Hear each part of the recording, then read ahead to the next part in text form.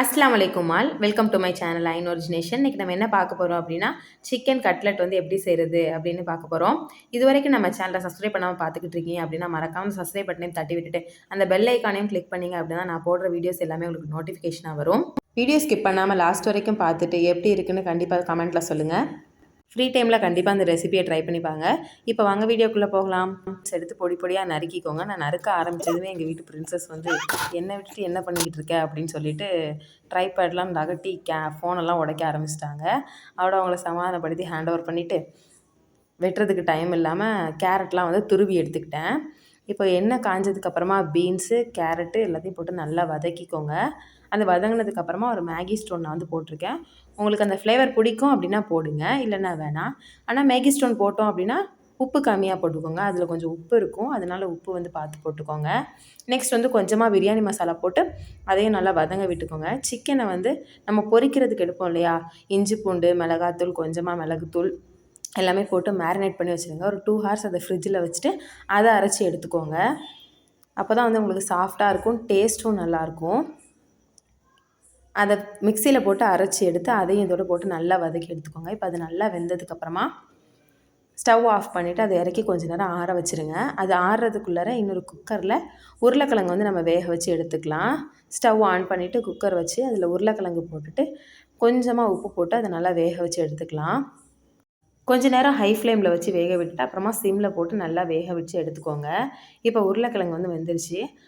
அதை ஒன்று ஒன்றா தண்ணியை விட்டு எடுத்து வச்சுருங்க. எடுத்து ஆற வச்சு தோல் உரித்து நல்லா மசிச்சு எடுத்துக்கோங்க. நான் டைம் இல்லாதனால சூடோடவே வந்து உரிச்சிட்டேன்.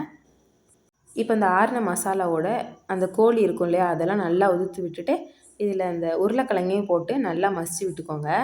நான் சிக்கன்லேயே வந்து மிளகாத்தூள் மிளகுத்தூள் எல்லாமே போட்டதுனால உருளைக்கிழங்கு போடுறப்ப எந்த மசாலாவும் போடல. அதையும் நல்லா சேர்த்து மசித்து மாவு மாதிரி வந்து பிசைஞ்சு எடுத்துக்கோங்க.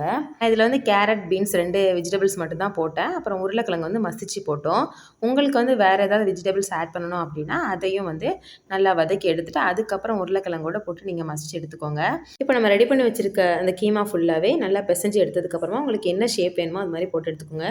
நான் பால் மாதிரி போட்டுட்டு அதை தட்டி பருப்பு வடை மாதிரி சும்மா தட்டி எடுத்து வச்சுருக்கேன். உங்களுக்கு என்ன ஷேப் வேணுமோ அந்த மாதிரி ஷேப்பில் நீங்கள் இருக்கிற எல்லா கீமாவிலுமே போட்டு எடுத்துக்கோங்க. இப்போ அந்த மசாலா ஒரு பக்கமாக வச்சுட்டு ஃபுல்லாக நம்ம போட்டு எடுத்தாச்சு. இப்போ ஒரு மிக்ஸி ஜார் எடுத்துகிட்டு அதில் ஒரு 4-5 ரஸ்க்கு போட்டு நல்லா பொடியாக அரைச்சி அதை ஒரு பவுலில் மாற்றி வச்சுக்கோங்க.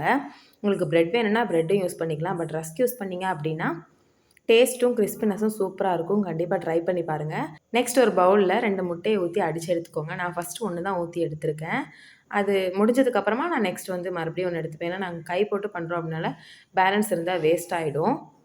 இப்போ நம்ம ரெடி பண்ணி வச்சுருக்க பால்ஸ் எல்லாத்தையுமே ஃபஸ்ட்டு வந்து எக்கில் டிப் பண்ணி எடுத்துகிட்டு நெக்ஸ்ட் வந்து ரஸ்க்கு தூள்லையும் டிப் பண்ணி எடுத்து ஃபுல்லாக எல்லாத்தையுமே அதே மாதிரி டிப் பண்ணி எடுத்து ரெடி பண்ணி வச்சுக்கோங்க. நெக்ஸ்ட் வந்துட்டு ஸ்டவ் ஆன் பண்ணிவிட்டு அதில் கடாயை வச்சுட்டு எண்ணெய் ஊற்றி எண்ணெய் சூடு வந்ததுக்கப்புறம் நான் ரெடி பண்ணி வச்சுருக்க பால்ஸ் எல்லாத்தையுமே ஒன்று ஒன்றா போட்டு நல்லா சிம்மில் வச்சு பொரிய விட்டு எடுத்துக்கோங்க.